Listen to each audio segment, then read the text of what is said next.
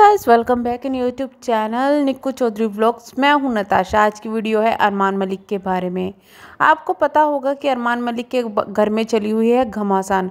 उनके बड़े भाई का घर बिल्कुल टूट चुका है। अब घर नहीं टूटा है, मतलब कि परिवार वाले अलग अलग हो गए, उनकी फैमिली वाले अलग हो गए हैं। जहाँ एक तरफ सरोज, जो अरमान के भाई है कालू, उनसे मारपीट के चलते, यानी कि उनके जो भाई है वो उनके साथ मारपीट करते थे, जिसकी वजह से वो घर छोड़कर चली गई है।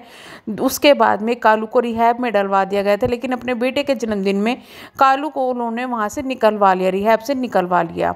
अब इस पर अरमान मलिक पहले ही ये बयान दे चुके हैं कि मैं कुछ भी हो जाए अपने भाई को कुछ नहीं होने दूंगा, यानी कि मैं अपने भाई को मरने नहीं दूंगा, क्योंकि मेरी लाइफ में मैं पहले ही बहुत लोगों को खो चुका हूँ, तो अब मैं इनको नहीं खोना चाहता। अब इस पर सरोज का भी एक बयान आया है, जो कि आया है कल की उनकी वीडियो में। उस बयान को देखकर मुझे कुछ अच्छा नहीं लग रहा। कहीं ना कहीं ऐसा टोंट मारा जा रहा है कि तुम अपने भाई को बचाने के चक्कर में हमारी ज़िंदगी को बर्बाद कर रहे हो। अगर आप उनकी बातें को सुनेंगे तो यही कुछ समझ में उनकी बातों से आ रहा है, जिसका रिप्लाई भी अरमान मलिक आज दे चुके हैं अपनी वीडियो में। तो दरअसल हुआ ये कि जब से जो कालू है वो वापस आए, तो उन्होंने अपना खुद का जो चैनल था उसको चलाना शुरू कर दिया, दोबारा से वीडियोस डालनी शुरू कर दी है। कालू अपने घर नहीं गए, क्योंकि घर में जो परिवार वाले हैं वो वहाँ है ही नहीं, तो वो अरमान मलिक के साथ में रह रहे हैं, उनके साथ काफ़ी अच्छी तरीके से भी रह रहे हैं। जिसके बाद जो है टोंट मारा गया कि बच्चों को याद नहीं करते, तो कालू ने अपनी एक वीडियो में बोला था कि नहीं, मुझे बच्चों की बहुत याद आती है। इस पर जो सरोज है उनका और उनके बच्चों का ये रिप्लाई आया था कि भाई हमें किसी की ज़रूरत नहीं है, इस तरीके की बातें हुई थी। अब सरोज ने कल जो वीडियो डाली है उसमें काफ़ी अजीब अजीब जो बातें हैं वो की है। सरोज ने सारा क्लेम लगा दिया अरमान मलिक पर। यहाँ खुलकर यही चीज़ें सामने आ रही है कि सारा क्लेम अरमान मलिक पर लगा दिया गया है कि सरोज नहीं चाहती थी कि कालू वापस आए। सरोज ने कहा कि मैं कुछ भी हो जाए अपने उस हांसी वाले घर में नहीं जाऊंगी, क्योंकि मुझे पता है वही चीज़ें दोबारा से हो जाएगी।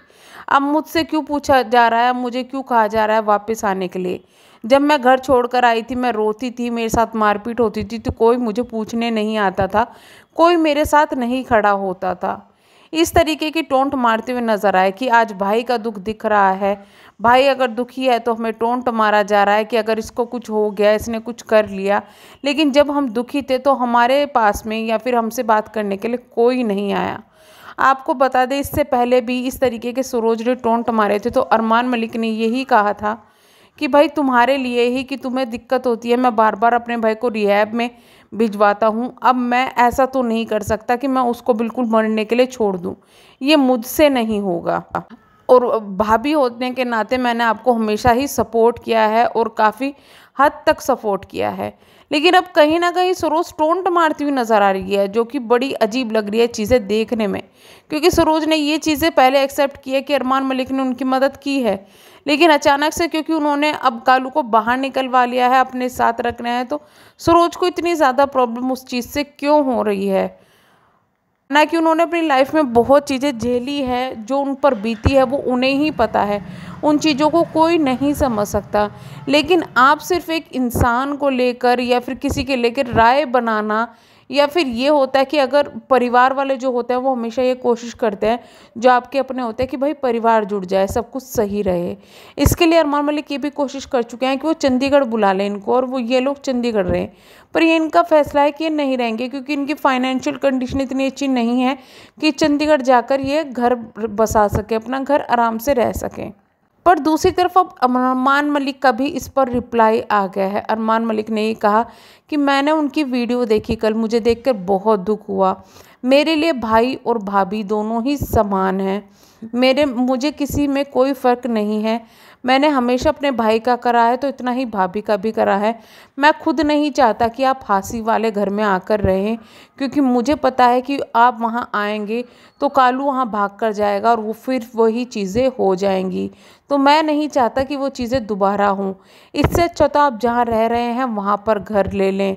यानी कहीं ना कहीं अरमान मलिक भी अब ये चाह चुके हैं, ये कह चुके हैं कि भाई जो भाई का घर है वो सेटल हो जाए, लेकिन वो किसी भी तरीके की ज़बरदस्ती अब नहीं करना चाहते।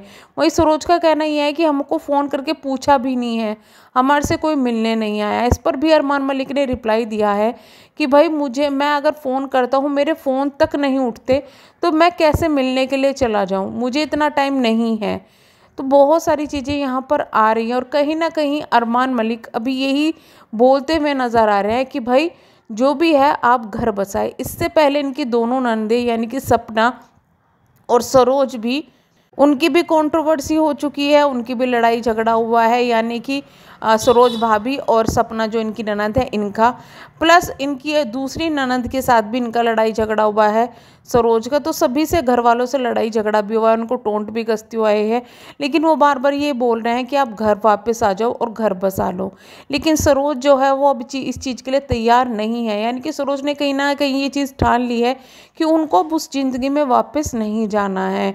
तो देखना ये होगा कि अभी क्या होगा। लेकिन जिस तरीके से सरोज ने जो वीडियो बनाई है, वीडियो बना के जो चीज़ें बोली है और उस पर लोगों की राय मांगी है, तो मुझे ये समझ में नहीं आ रहा है कि अगर आप डिसीज़न ले चुके हो, जो चीज़ें बीती है आपके ऊपर बीती है, उसमें पब्लिक क्या राय देगी, वो चीज़ें समझने वाली है। पब्लिक सिर्फ उन चीज़ों पर राय दे सकती है जो चीज़ें उन्होंने जितनी देखी है।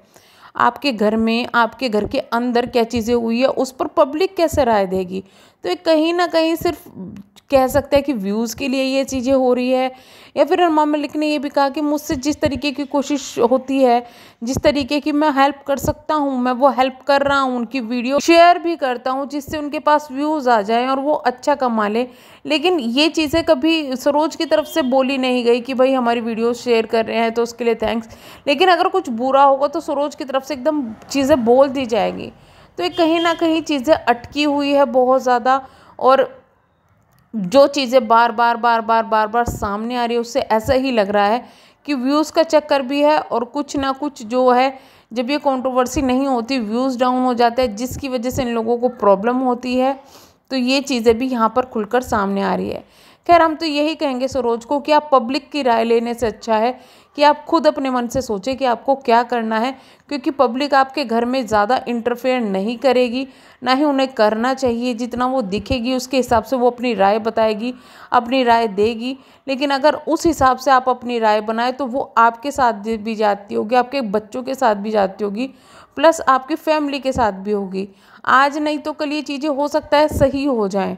लेकिन जिस तरीके की चीज़ें, जो चीज़ें बढ़ती जा रही है, तो वो है ना कि मनमुटाव एक बार हो जाते हैं, वो चीज़ें फिर बार बार बार बार आती है। जैसे सपना के साथ जो मनमुटाव हुए हैं, उसके बाद में अगर सपना कुछ भी कर रही है तो मनमुटाव वाली वो चीज़ें आ रही है सामने। इसी तरीके से सपना को भी बार बार टारगेट किया जा रहा है। इसी तरीके से वो अरमान मलिक को और उनके भाई को भी टारगेट किया जा रहा है, सिर्फ इस वजह से कि अरमान मलिक ने अपने भाई को रिहैब से बाहर निकलवाया क्यों। यही चीज़ें सामने आ रही हैं।